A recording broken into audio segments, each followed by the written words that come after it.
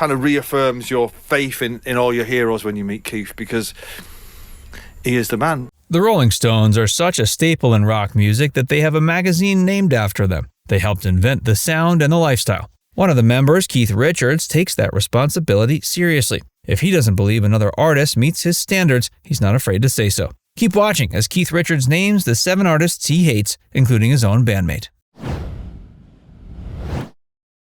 David Bowie. Music is meant to be an experience that makes you feel. Listening to a concert in person creates an even deeper set of emotions that a whole group gets to share. Certain artists ramp it up so well that it's almost a crime to only listen to them and never see them in person. David Bowie was one of those. Everyone knew he wasn't an artist you just listened to. He gave you a visual experience at every concert. His mind-bending costumes and aesthetics were as captivating as his sound. Keith Richards wasn't impressed by his showmanship, though. He said in a 2008 interview that the Starman's entire career was about what he called posing. He even said, quote, "It's nothing to do with music, he knows it too." Not much of David's posing affected Keith in any deep way, and that's one of the biggest things he looks for in any artist. He said that Changes was the only song from the album Hunky Dory he could even remember. He also said, quote, "I can't think of anything else he's done that would make my hair stand up." Keith reportedly didn't have anything against David as a man, though. After his death in 2021, he called him a good friend and a true original. Oasis. Neither Keith Richards nor Mick Jagger are fans of Oasis. Keith called them crap, and Mick panned their latest album because you couldn't dance to it. This wasn't the only time they expressed their opinions. Keith thought they were immature, particularly of their Mancunian makeup. He called them obnoxious, saying, quote, "Grow up and then come back and see if you can hang." Oasis and the Rolling Stones reportedly met one day. It wasn't what you'd expect from a normal musician meetup. Keith asked Noel who was worse, their lead singer or his. He said, "Well, as your singer wrote some of the greatest lyrics of all time, I'm going to say mine, actually." Keith agreed, and he's not the only one. Oasis was inspired by classic rock bands like the Beatles, but they weren't fans. Sir Paul McCartney said they were unhip. George Harrison said, quote, "The music lacks depth and the singer Liam is a pain. The rest of the band don't need him." Prince. Prince has influenced nearly every other musician and genres since he debuted in 1980. He even opened for the Rolling Stones. Mick personally invited him along for 2 shows at the LA Coliseum in 1981. The team-up could have been one of the best in the business. They would have played to 9,000 fans at each performance. But it turned into a fiasco. Prince's androgynous see-through outfit made him the target of boos and racist insults. He was set to fly back to Minnesota before Mick persuaded him to come back for another performance.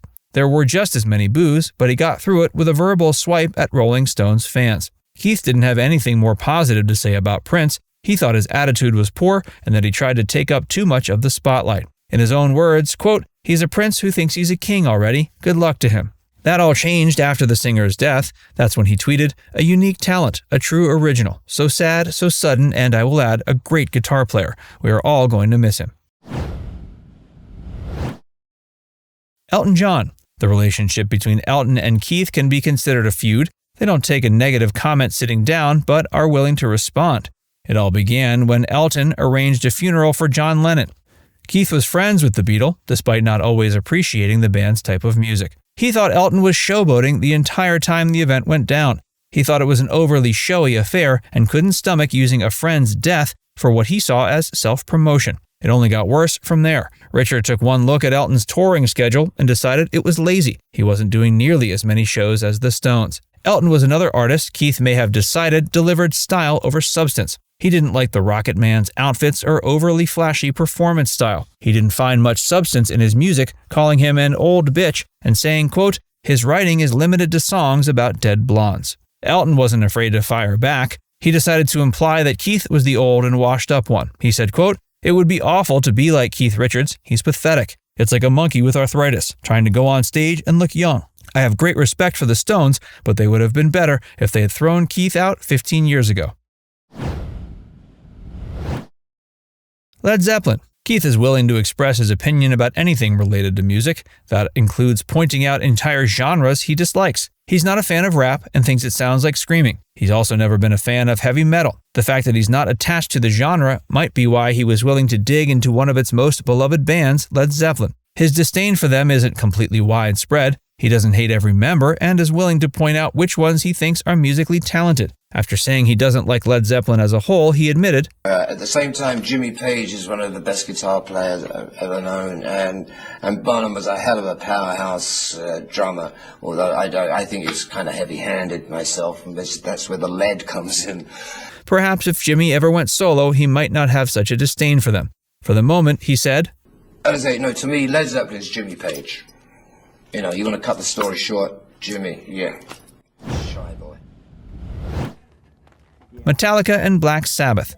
It doesn't matter what the history of a band is, Keith doesn't even like metal bands who have cited him as an influence. He admits that Metallica and Black Sabbath have millions of fans, but thinks they are, quote, great jokes. He didn't elaborate on what that means, but it seems to suggest he doesn't view them as serious musicians. Metallica has joined the Rolling Stones on tour and cites them as inspirations. Keith says, quote, I don't know where Metallica's inspiration comes from, but if it's from me, then I fucked up. Mick Jagger. Yes, Keith even has beef with one of his Rolling Stones bandmates. He once said, and I'm used to working with difficult people. I work with Mick Jagger. They've spent over 50 years together making music. They've been through everything, including wild nights and massive highs. It's been a roller coaster with plenty of low lows. The issues between Keith and Mick apparently began early. Keith admits in a new memoir that Mick became unbearable in the 80s. The band kept going despite it, and it helped shape them into the juggernauts they eventually became. Keith said, Chuck Berry, I have more experience working with difficult people than most. Perfect.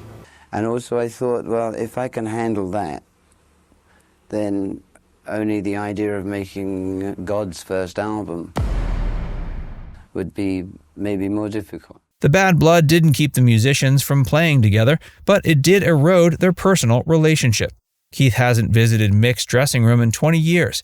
He's given him disparaging nicknames and doesn't think much of his solo album. If Mick can overlook these issues, fans don't have to worry that the Stones are buried for good. Richards insists they will at least consider continuing to go on tour together. Referring to Mick, he told the UK edition of The Times, quote, I think it's going to have to happen. I've had a chat with Her Majesty, Brenda. Now it's time to hear from you. What's your favorite Rolling Stones song? Who's your favorite band member? Let us know in the comments section below.